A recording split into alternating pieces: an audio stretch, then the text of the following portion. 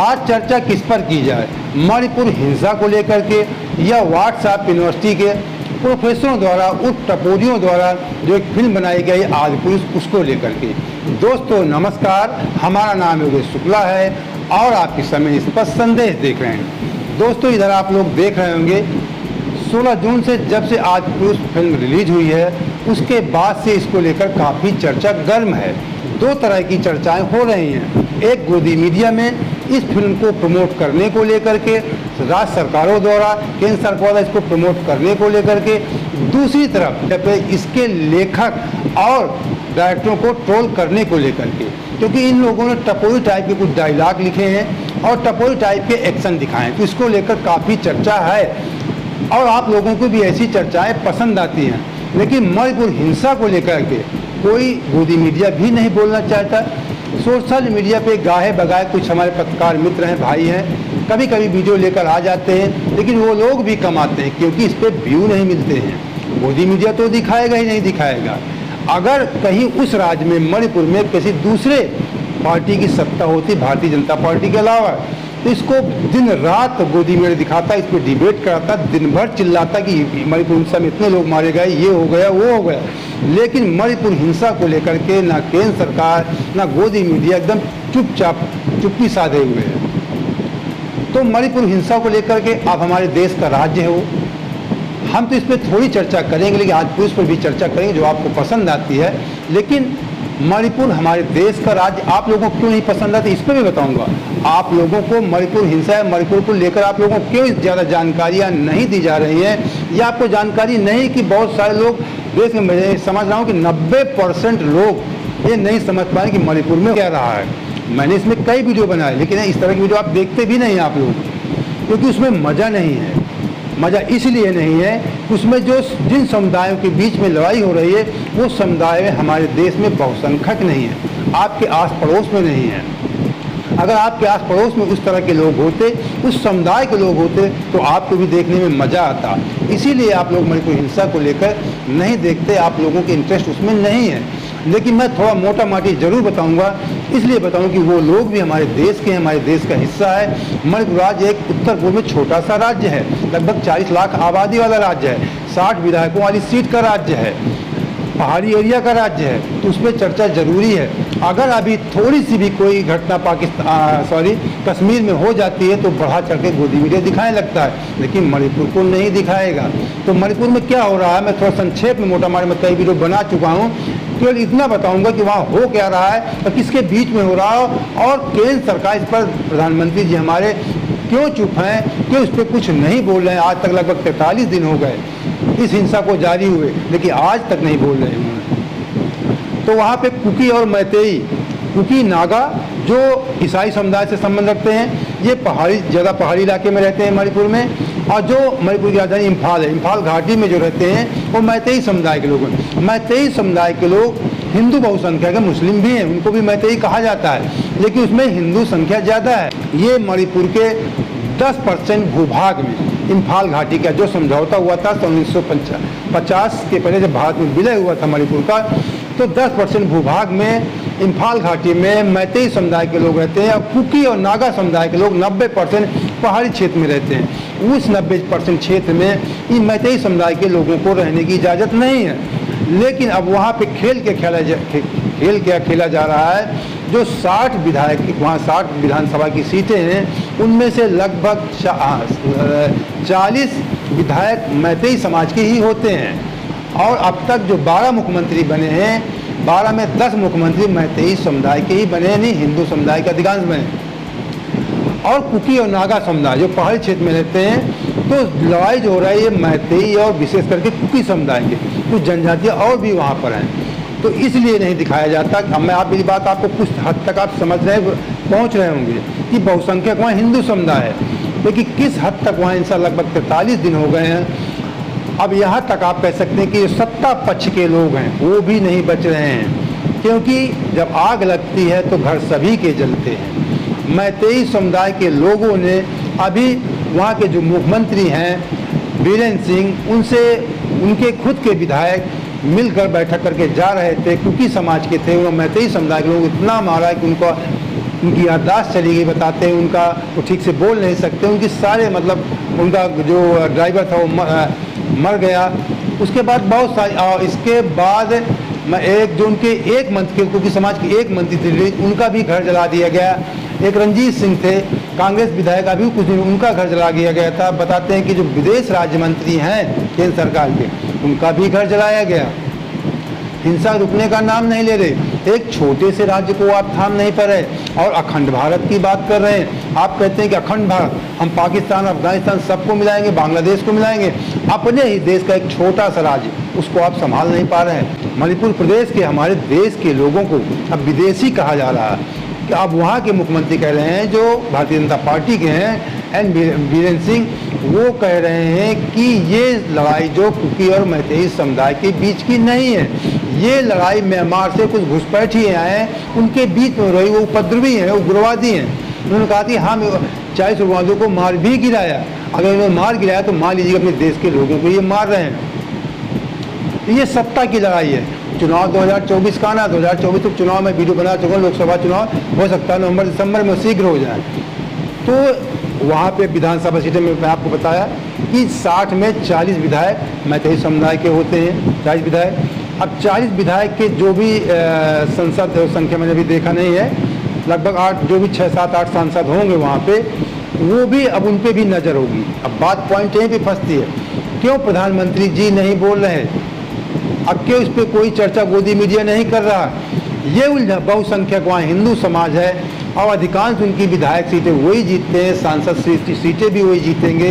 और कुकी समाज वहाँ थोड़ा सा, ये जो है मैतेई समुदाय के लोग लगभग 53% हैं। ये कह रहे हैं कि पहले हम 64% थे, हमारी आबादी घट के 49% हो गई, लेकिन लगभग 53% हैं। और ये आरक्षण मांग रहे हैं, एसटी कोटे का आरक्षण मांग रहे हैं। जबकि कुकी समुदाय कह रहे हैं कि अगर इनको एसटी कोटे का आरक्षण मिल गया तो हमारे अधिकार छिन जाएंगे। वो कह रहे हैं कि इनको पहले से ओबीसी का आरक्षण और आर्थिक आधार पर आरक्षण मिला हुआ, इनकी राजनीति में भागीदारी भी ज़्यादा है। ये कुकी समाज के लोग कह रहे हैं, मैतेई समुदाय के लोगों को। अभी अप्रैल में एक फैसला हाईकोर्ट ने दे दिया था कि मैतेई समुदाय को भी इनका 10 साल से केस चल रहा है, इस पर राज्य सरकार विचार करे और केंद्र सरकार को विचार करने के लिए भेज दिया था। तो तभी से 3 मई से ये हिंसा जबरदस्त जोर पकड़ दिया था, आज तक भी जारी है। जब मैं वीडियो बना रहा हूँ तब भी वहाँ पे हिंसा जारी है, लगभग 43 दिन हो चुके हैं। तो इस पर कोई चर्चा क्यों, आपको क्यों नहीं पसंद आ रही? क्योंकि वहाँ ईसाई समुदाय और हिंदू समुदाय, मुस्लिम समुदाय के बीच की मामला है। अगर मुस्लिम समुदाय, हिंदू समुदाय का मामला होता तो आपको खूब मजा आती, आप खूब वीडियो देखे, भर व्यू हमारे भी आते, या किसी दूसरे पार्टी की सरकार होती तो गोदी मीडिया खूब उछालता, आपको खूब मजा आता। और हिंदू मुस्लिम का मामला होता तो आपके बगल में मुस्लिम भाई रहता है, इसलिए आपको उसमें इंटरेस्ट आता। ये मोटा माटी था, मैंने बता दिया है, ये बहुत लंबा इतिहास, इस पर जाएंगे तो वीडियो बहुत लंबा हो जाएगा। लेकिन जिस पे आपको थोड़ी मजा आती है उस पर भी थोड़ी चर्चा कर ली जाए, टपोरियों के संबंध में। तो टपोरी मैं इसलिए कह रहा हूँ कि टपोरी, मैं इनके एक दिन वीडियो देख रहा था मनोज मुंतशिर का, आजकल एक पूरे भारतीय जनता पार्टी के प्रवक्ता हो गए हैं। अभी कुछ दिन पहले आपने सुना होगा, इन्होंने कहा था कि विदेशी माँ से जन्मा व्यक्ति कभी देशभक्त नहीं हो सकता। इनका नाम नहीं लिया था इन्होंने, लेकिन इनका इशारा सीधे सीधे राहुल गांधी पर था। और अभी हद तो तब हो गई, मान लिया कि राहुल गांधी को आप बीजेपी माइंड है, बीजेपी से सुनाई तो यहाँ तक है कि सांसद भी बन जाएंगे और चुनाव की इनका राजनीति में कहीं ना कहीं हस्तक्षेप होगा।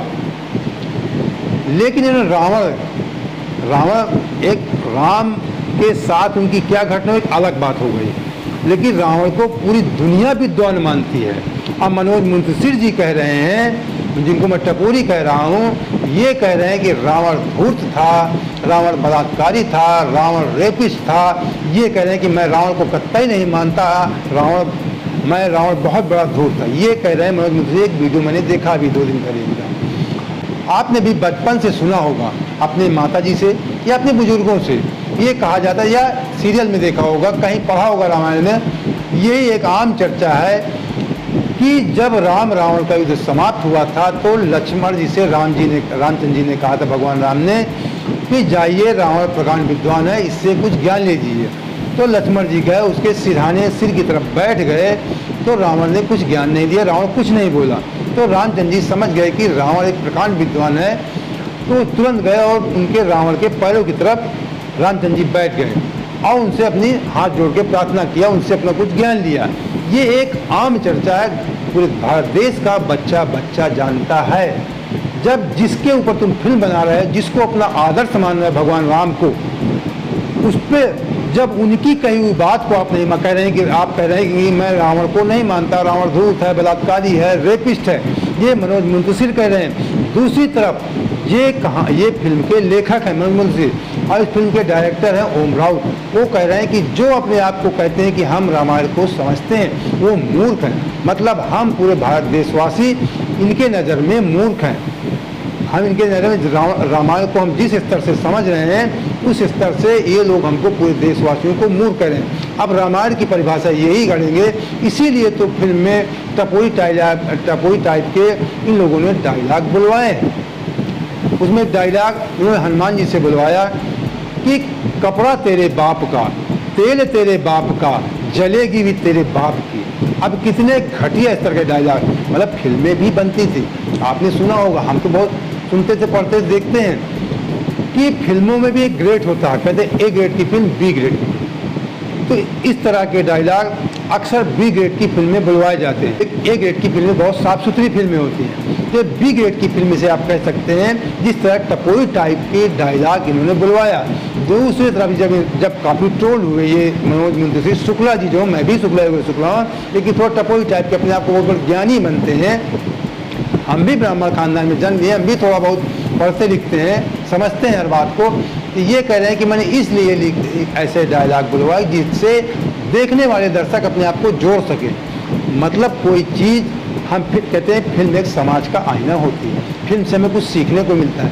तो टपोरी टाइप की जो मतलब भाषा है उसको सिखाना चाहते हैं, टपोरी टाइप के जो उसमें एक्शन दिखाए गए उसको सिखाना चाहते हैं। हमारा मतलब हमारे समाज को, हमारे देशवासियों को सीख नहीं देना चाहते, पूरे देशवासियों को टपोरी बनाना चाहते हैं। व्हाट्सएप यूनिवर्सिटी के इतने बड़े लोग प्रोफेसर बन गए हैं कि अब रामायण की परिभाषा अपने ढंग से करेंगे, रामायण के राम और भगवान राम और हनुमान जी से अपने स्तर के डायलॉग बुलवाएंगे, उनको भी टपोरी बनाने का प्रयास करेंगे। इनका स्तर इतना नीचा हो चुका है। कहते हैं कि जो ये डायलॉग इन्होंने बुलवाया, ये डायलॉग चोरी का है। कभी किसी मंच पे कभी कुमार विश्वास ने इस डायलॉग को बोला था, इसको चोरी करके फिल्म में डाल दिया।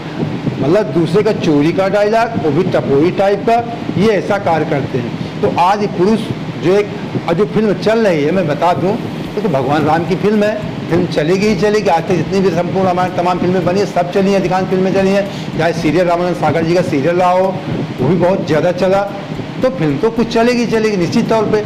प्लस उसमें जो स्टार कास्ट है वो भी अच्छी है, प्रभास हैं, बाहुबली वाले स्टार हैं, सैफ अली खान है जो रावण का रोल किया, प्रभास ने राम का रोल किया, कृति सेनन है जो सीता का रोल किया, और सनी सिंह है जिन्होंने लक्ष्मण का रोल किया।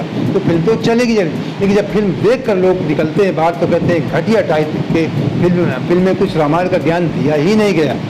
अपने स्तर से उन्होंने रामायण को पेश किया है, सिर्फ उसमें एक्शन दिखाया गया और घटिया टपोरी टाइप के डायलॉग बुलवाए गए।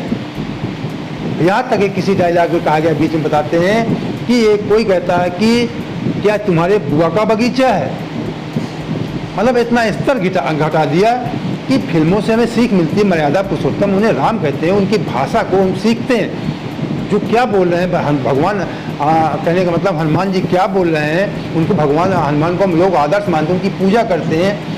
उनके मुंह से ऐसी बात भाषा बुलवाएंगे तो आप समझ सकते हैं इनका स्तर, इन टपोरियों का स्तर क्या हो सकता है। अपने आप को प्रोफेसर बनते हैं। और मैं एक आपको राज की बात बता दूँ, बॉलीवुड के अंदर की बात बता दूँ।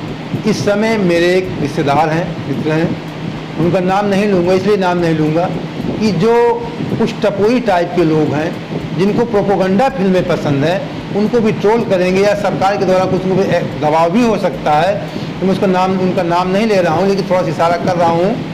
वो भी ब्राह्मण है और भी एक अमिताभ बच्चन और उनका फेयर स्टार फिल्म में उसमें पटकथा और संवाद लिखा था। तो उन्होंने बताया कि हमारे पास भी आता है अफवाह कि आप भी बीजेपी प्रो हो जाइए, इस तरह की कहानियाँ आप लिखिए। लेकिन उनकी इतनी बड़ी बात उन्होंने कहा कि जो हम पेश कर देंगे वो आने वाली पीढ़ी हमारी इसको देख उसको सच मान लेगी।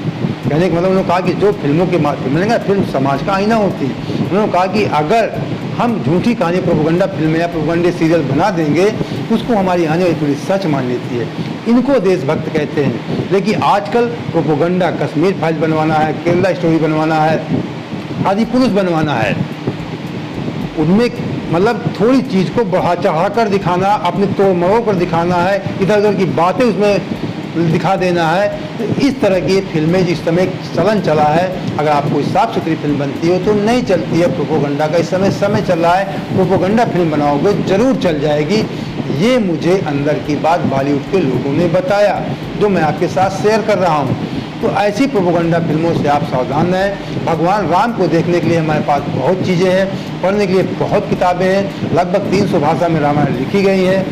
और रामायण सागर कितना अच्छा सीरियल, उसको आप देख सकते हैं और नेट पे मौजूद है। तमाम फिल्में इसके पहले संपूर्ण में तमाम आज फिल्में बन चुकी, उसको आप देख सकते हैं। इन टपोरियों की फिल्म को आप मैं कहता हूँ, ऐसे टपोरियों को नकारा जाना चाहिए। ये हमारे वाले समाज, हमारे वाले आने वाली पीढ़ी के लिए ये हमारे लिए अभिशाप हो सकते हैं, ऐसे टपोरी लोग। और मैं एक बात और आपको बता दूं, जो मैंने पढ़ा, जो मुझे ज्ञान है। पहली बात तो आदि पुरुष जिन्होंने नाम रखा, आदि पुरुष को भगवान शिव को कहा जाता है। आदि माने आरंभ, आरंभ और अंत वही है।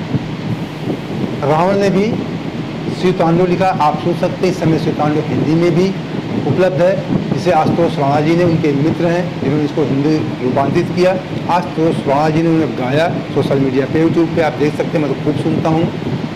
तो जो रावण ने शिवतांडव लिखा आज भी खूब प्रचलित है, हम लोग बड़े श्रद्धा भाव से सुनते हैं। उस रावण को उन्होंने बलात्कारी बताते हैं। और आदि पुरुष की मैं बात कर रहा था, भगवान राम हमारे आदर्श हैं, लेकिन आदि पुरुष केवल भगवान शिव को कहा जाता है कि वो आदि हैं, अनंत हैं, सनातन हैं। सनातन देव भी उन्हीं को कहा जाता है। तो वही आरंभ है, वही अंत है, भगवान शिव। उन्हीं के द्वारा भगवान विष्णु उनके अंश हैं, ब्रह्मा जी उनके अंश हैं, और भगवान विष्णु के अवतार रामचंद्र जी हैं। तो सारी कहानी जो, ये बहुत लंबा विषय है, इस पर नहीं जाएंगे। ये सारी कहानी नारद जी ने श्राप दिया था विष्णु जी को, क्योंकि जन्म होना था सीता को, वो भी पत्नी के लिए भटकेंगे। काफ़ी लंबी उसमें मामला है, ये वीडियो घंटों का हो जाएगा। और नारद जी ने क्यों ऐसा कहा, नारद जी की मति किसने भ्रष्ट किया, शिव जी ने किया, ये सब शिव का मामला। तो आदि अनंत केवल शिव को कह सकते हैं और किसी को नहीं। भगवान आदर्श भगवान है, वो भगवान मैं संचालक हैं, भगवान विष्णु सृष्टि के संचालक है, इससे इनकार नहीं करते। लेकिन आदि पुरुष जो उन्होंने कहा, वो आदि पुरुष केवल भगवान शिव के लिए इस्तेमाल होता है। इस पर कभी वीडियो बनाएंगे, आप लोग कमेंट जरूर करना। इसीलिए कमेंट करना कि मैंने शुरू में कहा था कि आप लोगों को मणिपुर हिंसा नहीं पसंद आएगी, आप लोगों को आदि पुरुष की चर्चा पसंद आएगी। तो अब जरूर आप लोग कमेंट करना कि आपको आज मैंने शुरू में थोड़ी से आपको संक्षिप्त जानकारी दी मणिपुर हिंसा के बारे में, वो आपको पसंद आया या इन टपोरियों की कहानी पसंद आई आपको। और चलते चलते आपसे एक मैं निवेदन भी करना चाहूँगा कि अगर इसी तरह की आप निष्पक्ष खबरें देखना चाहते हैं तो आप हमारा आर्थिक सहयोग कीजिए। ज्वाइन, हमारे जो चैनल की ज्वाइन लिखा है उसको ज्वाइन करके मंथली पेमेंट होते हैं, उसके माध्यम से आप हमारा आर्थिक सहयोग कर सकते हैं। ये भी नहीं कर सकते तो वन टाइम पेमेंट करके आप हमारा आर्थिक सहयोग कर सकते हैं। हम कोई आपसे लाख, 2 लाख, 4 लाख का सहयोग नहीं मांगते। 150 रुपये से लेकर के कुछ भी आप सहयोग कर सकते हैं। हमारा नंबर डिस्क्रिप्शन बॉक्स में भी रहता है और स्क्रीन पर भी लगा रहता है। तो आप लोग कमेंट करके ज़रूर बताना कि आपको मणिपुर हिंसा पसंद आई या इन टपोरियों की कहानी। जय हिंद, जय भारत।